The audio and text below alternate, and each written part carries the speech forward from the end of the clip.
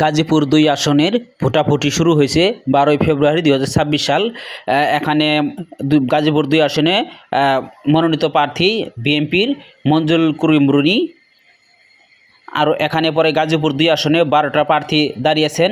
এর মধ্যে আছে শাপলাকুলি, কাচি, লাঙ্গল, তো বিভিন্ন রকম লোক দাঁড়িয়েছেন, ১২টা দল দাঁড়িয়েছেন এখানে। তো আমি মনে করি যে শেখ হাসিনার আমলে যে পরিমাণ লোক দেখা যাচ্ছিল ভোটাভুটির সময়, এই সময় কিন্তু আসলে একবারই লোকজন কম দেখা যাচ্ছে। এই মুরকুন প্রাইমারি স্কুলে যে ভোটাভুটি চলছে গাজীপুর ২ আসনের, শুধুমাত্র বেশিরভাগ দেখা যাচ্ছে বিএনপির লোক, এখানে কোনো অন্য দলীয় লোক দেখা যাচ্ছে না। তে গাজীপুর ২ আসনে ভোটাভুটি চলছে, সবই পড়াই বিএনপির লোক প্রার্থী। আর এখানে কোনো বিশৃঙ্খলা করার কোনো নেই।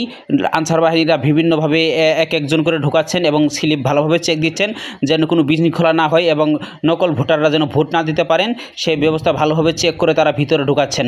এমন সুন্দর পরিবেশে ভোটাভুটি চলছে, কোনো বিশৃঙ্খলা নেই, কোনো হইহল্লা নেই, শান্তিপূর্ণভাবে নিলিবিলিভাবে ভোটাভুটি চলছে। তো এবারের ভোটাভুটিটা ভিন্ন রকম, যেহেতু হা ভোট এবং না ভোট দুইটা ভোট দিব ভোটাররা।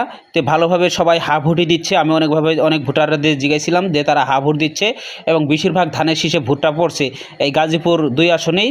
এই মুরকুনের প্রাইমারি স্কুলে যে ভোটাভুটি চলছে, গাজীপুর ২ আসনের মনোনীত প্রার্থী রনি।